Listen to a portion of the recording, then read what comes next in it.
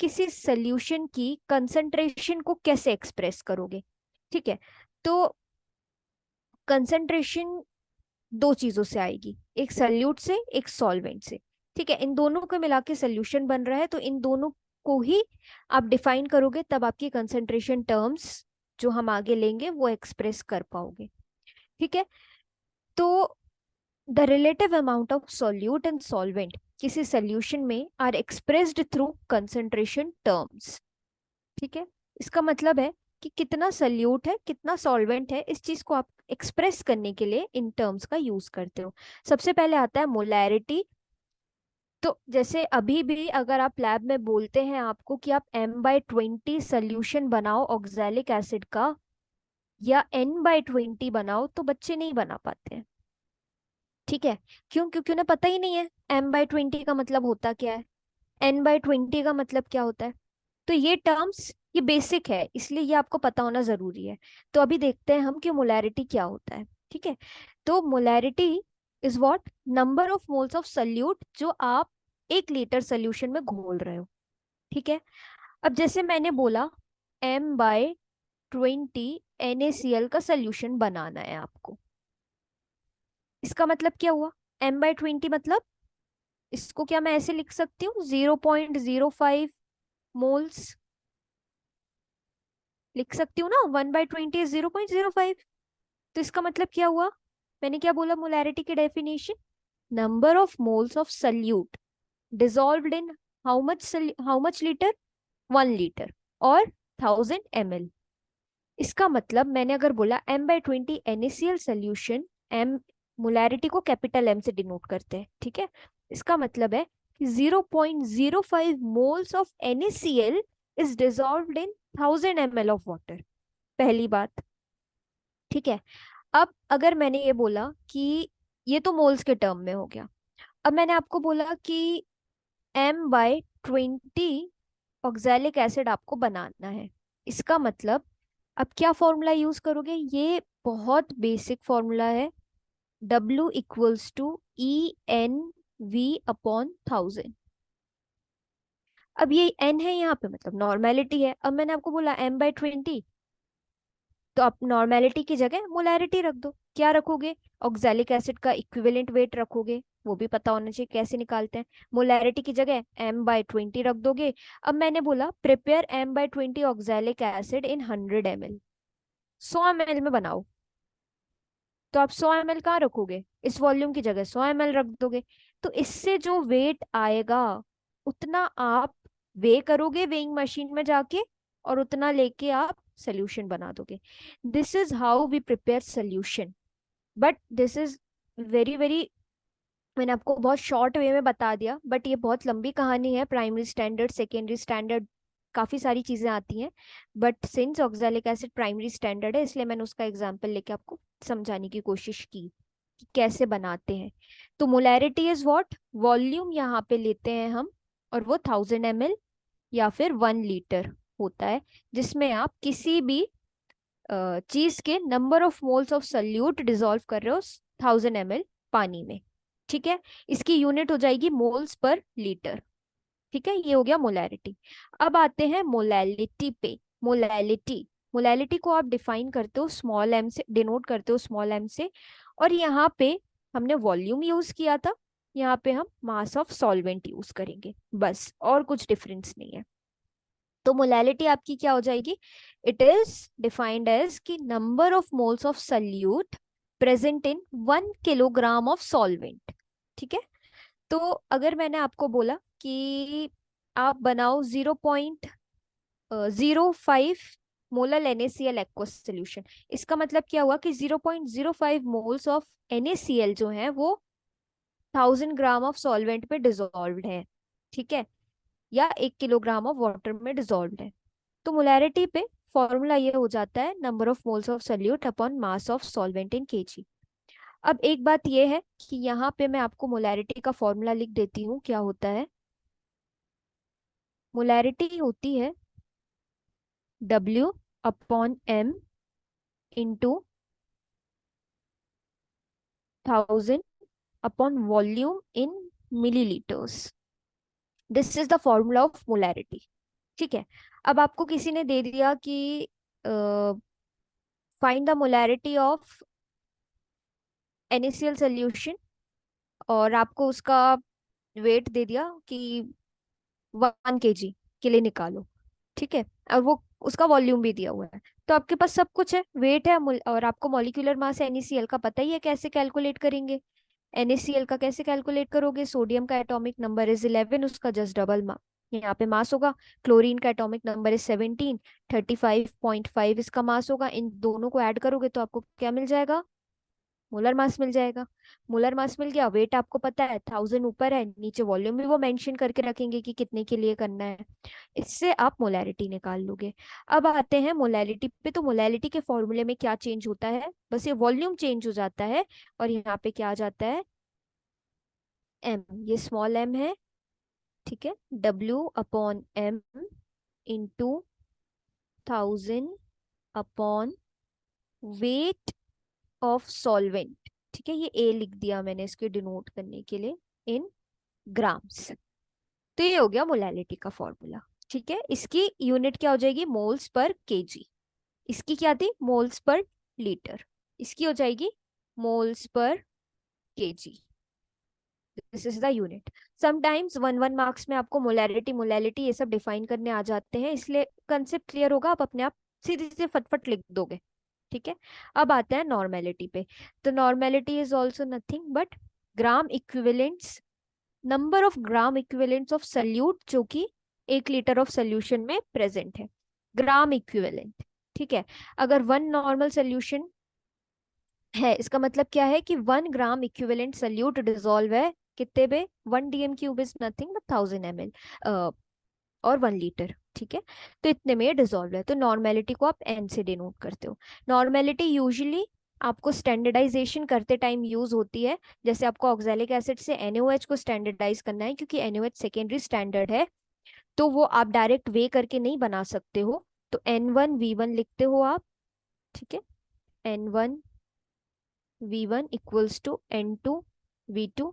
यहाँ पे आप NaOH का ले लेते हो, यहाँ पे आप ऑक्सैलिक एसिड का ले लेते हो, तो इससे नॉर्मेलिटी मिल जाती है। तो this is what how you calculate this is. But जब आप ये स्टैंडर्डाइज कर रहे हो, बट नॉर्मली जो नॉर्मेलिटी का फॉर्मूला होता है वो होता है स्ट्रेंथ अपॉन इक्विवेलेंट वेट। ठीक है। Now coming to mole fraction. So this is also very very important. Mole fraction को आप कैसे डिफाइन करोगे कि सल्यूट के मोल्स, जैसे कि मैंने बोला आपको कि सैंड आपने यहाँ पे घोली है पानी में। ठीक है। सैंड, ये सैंड है, तो सैंड के moles upon sand plus water के मोल्स। अब बात आती है मोल्स कैसे फाइंड करें।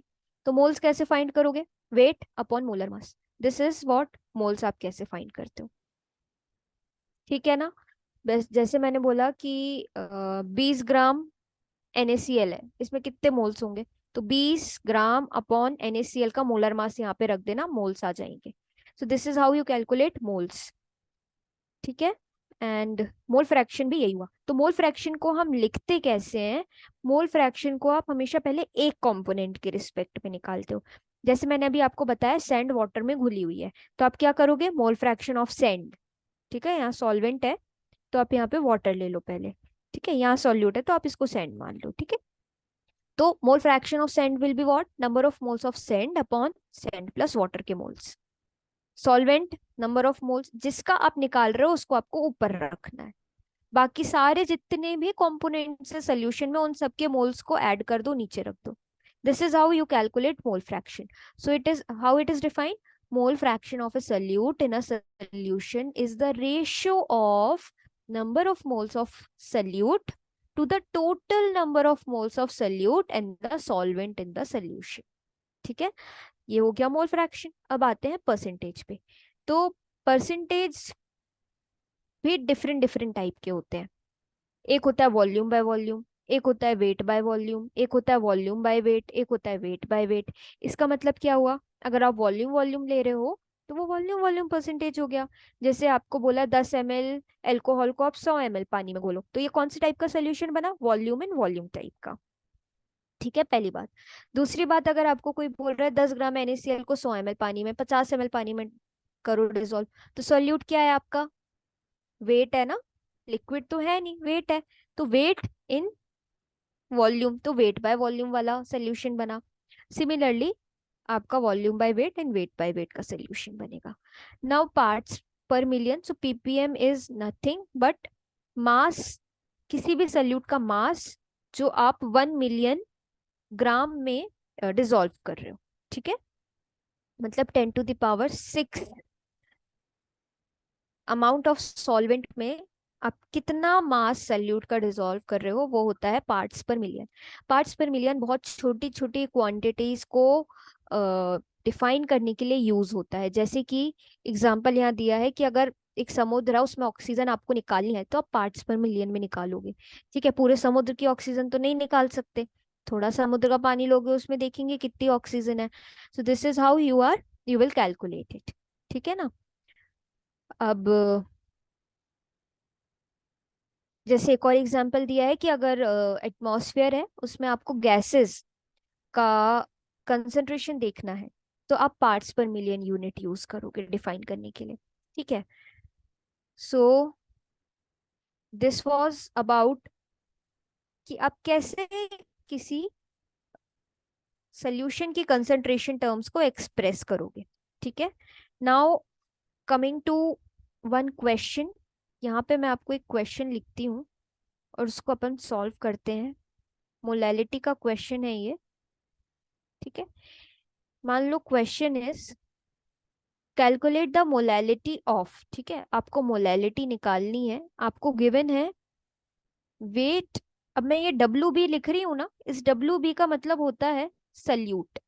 ठीक है, क्योंकि मैंने डब्ल्यू ए का मतलब बताया सॉल्वेंट, तो डब्ल्यू बी मतलब सल्यूट। याद कर लो, बी मतलब सल्यूट के लिए है, ए मतलब सॉल्वेंट के लिए है। डब्ल्यू बी मैंने दिया यहाँ पे 2.5 किलोग्राम ग्राम्स है। ठीक है, ग्राम्स है। और आपको डब्ल्यू ए दिया हुआ है 75, ये 2.5 है। ठीक है, ये दिया है 75 ग्राम, ये बेंजीन है। अब यहाँ पे आपको बोला है मोलैलिटी फाइंड करो। ठीक है, अब कोई मुझे बताएगा इसका क्या फॉर्मूला होगा? बहुत ही आसान है, डायरेक्ट क्वेश्चन है, मोलैलिटी फाइंड करनी है। कोई मुझे बताएगा फॉर्मूला क्या है, कैसे रखेंगे हम इसको?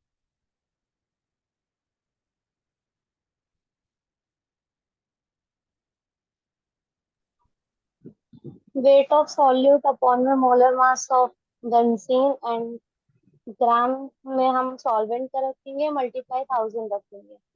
Yes, very good. अब मैंने आपको यहाँ तो सॉल्वेंट तो बता दिया था, बेंजीन था। आपने किसी ने भी नहीं पूछा सल्यूट क्या है। सल्यूट जब आपको पता नहीं होगा तो आप मोलर मास कैसे रखोगे? हम्म। सल्यूट पूछा आप लोगों ने? सल्यूट यहाँ पे पूछना चाहिए था। Solute is what? Acetic acid. ठीक है। अब आप क्या करोगे? Weight of solute upon weight of what, molar mass of solute, into 1000 upon weight of solvent.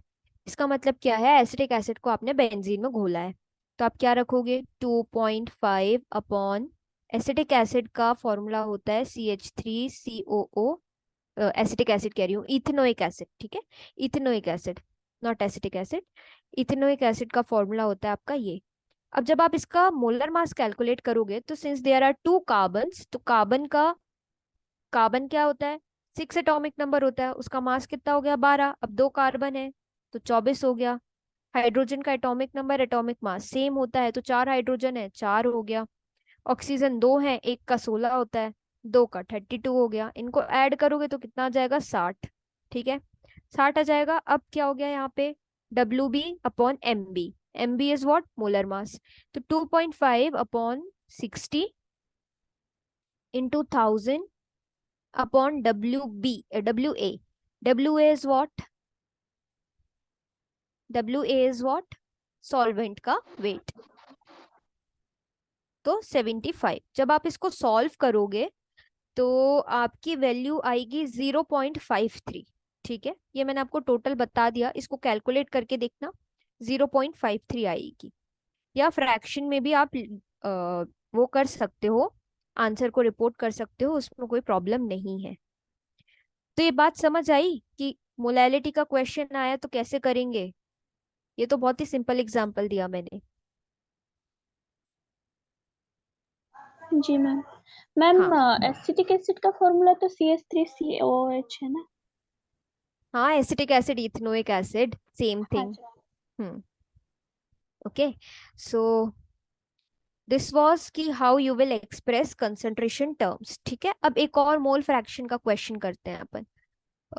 Space कहाँ पर है, यहीं पे है। ठीक है, एक है, अपन मोल फ्रैक्शन का करते हैं। आपको मोल फ्रैक्शन कैलकुलेट करना है बेंजीन का। ठीक है, C6H6 is the formula of benzene. अब इसका आप लोग मोलर मास कैलकुलेट करके रखना। इसमें 30% by mass of benzene dissolved है कार्बन टेट्राक्लोराइड में। ठीक है, 30% बाय मास।